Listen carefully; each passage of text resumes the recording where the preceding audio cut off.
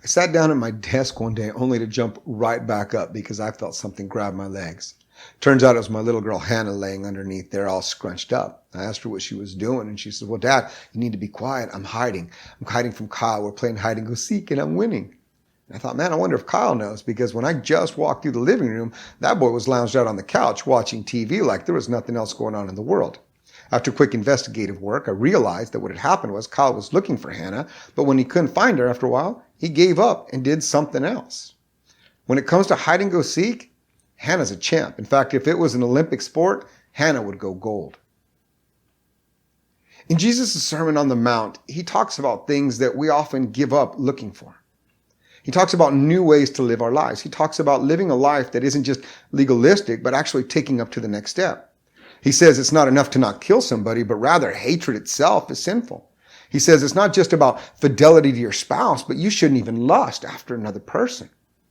He says it's not about seeking retribution from others, but rather seeking the good for them, that they would grow and be transformed. In fact, in Matthew 5:44, he says, love your enemies and pray for those who persecute you, that you may be the children of the Father in heaven. All of these things that Jesus talks about are heart issues. They're the things that call the follower of Christ not just to keep rules because they have to, but instead to become disciples who, out of this genuine love for others, seek to be like Christ. It's not just about doing good, but about doing good with the right motive. That is virtue. And virtue is something that every single Christian is called to seek. And not just the cheap form of virtue that looks into keeping a bunch of rules, but rather this virtue that flows from a heart that's been transformed by God. But this can be hard. It can be frustrating. It can even feel a lot like we're chasing after unicorns or trying to find a little girl hidden underneath the desk. C.S. Lewis writes that very often what God first helps us towards isn't the virtue itself, but just this power of always trying again. You see, we need to try again even when we fail. So the question is, how hard do we really try to become the people that God's called us to be? How hard do we try to reflect his image of love and hope back into this world?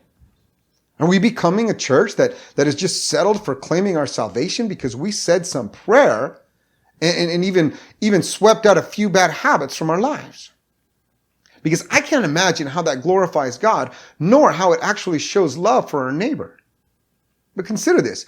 Jesus says, be perfect, therefore, as your heavenly Father is perfect. Now, when Jesus tells us to find this, what he's telling us to find is something difficult. We know we're not perfect. We know that we're going to encounter failure. We know that even the most righteous Christian is probably going to sin. But does that mean that we shouldn't try? Because somehow or another, we've convinced ourselves that it does. That since I can't be perfect, it'd be silly to try to. Jesus' sermon tells us that God desires that we aim for something nobler than just joining a church and keeping some rules.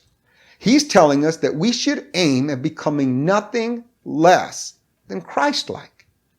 That's why the author of Hebrews says that we should keep our eyes fixed upon Jesus, the author and perfecter of our faith. Friends, listen, when someone's looking for Hannah, she's difficult to find. She's small, she's patient, she's quiet. Finding the virtues that Jesus calls us to is not easy either.